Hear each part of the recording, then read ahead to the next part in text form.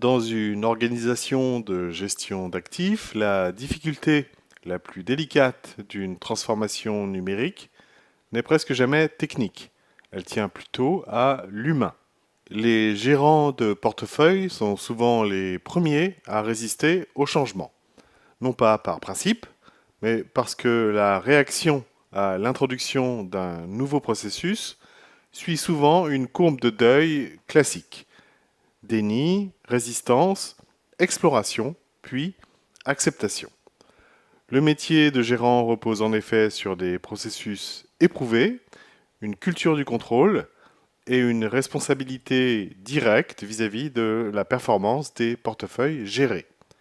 Dans cette vidéo, nous allons tenter de comprendre d'où viennent ces résistances au changement et surtout comment les transformer en levier d'adoption plutôt qu'en frein. Les gérants de portefeuille ne résistent pas à la technologie en tant que telle, ils résistent à ce qu'elle représente pour eux.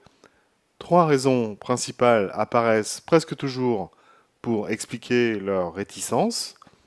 Il y a d'abord la peur de perdre le contrôle.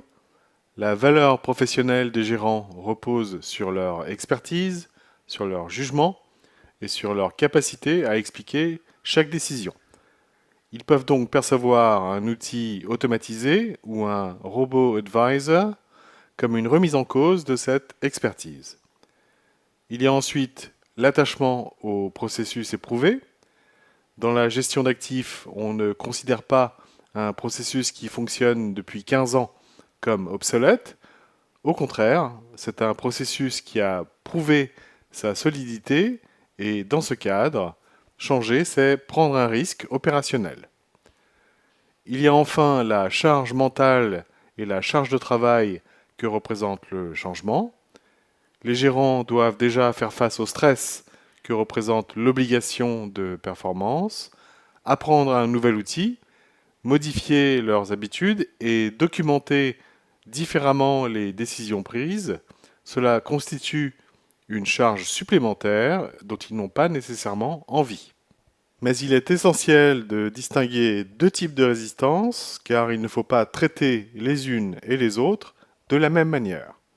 Il y a d'une part les résistances légitimes, devant un risque opérationnel ou devant un risque de discontinuité de service, par exemple. Et il y a d'autre part les résistances culturelles, liées aux habitudes prises, au confort associé aux anciens processus, et à la peur du changement de statut. Une fois les résistances identifiées, il convient d'utiliser la bonne méthode d'accompagnement.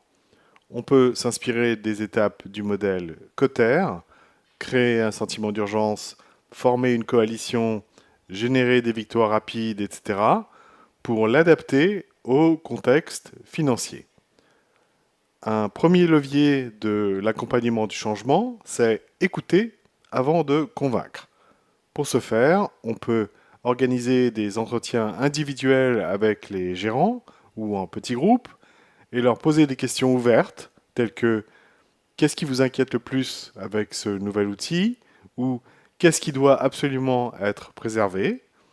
Cette écoute suscite en elle-même de la confiance chez les gérants. Un deuxième levier consiste à impliquer ce qu'on peut appeler des ambassadeurs. Pour ce faire, on peut identifier un ou deux gérants respectés qui accepteront de tester en premier le nouveau processus. Leur crédibilité interne aura 10 fois plus d'impact que n'importe quel discours de la direction. Un troisième levier consiste à procéder par vagues pour obtenir des victoires rapides, quick wins en anglais.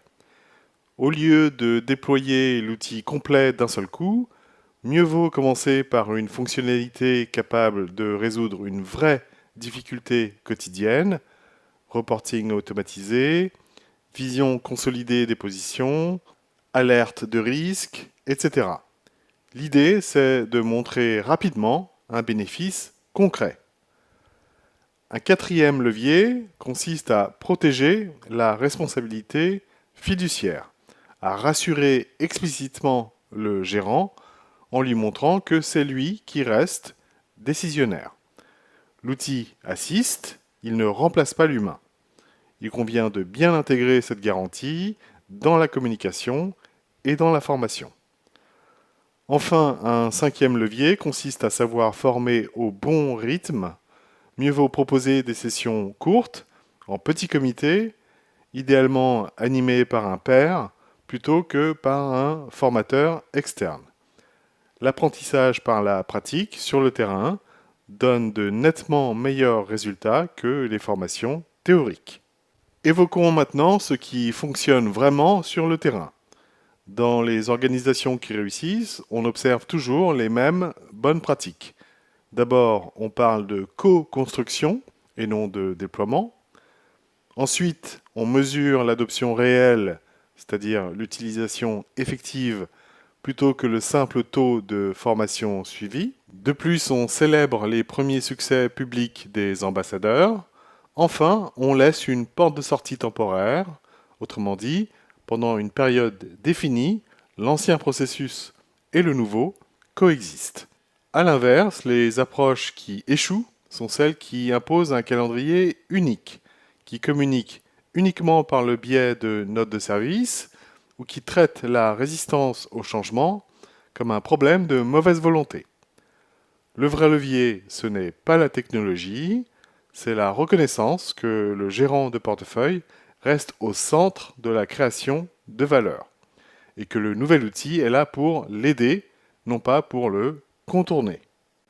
En conclusion, les résistances au changement des gérants de portefeuille ne sont pas un obstacle qu'il faut ignorer, ce sont des signaux précieux qui permettent de savoir où se situent les vrais risques opérationnels et culturels.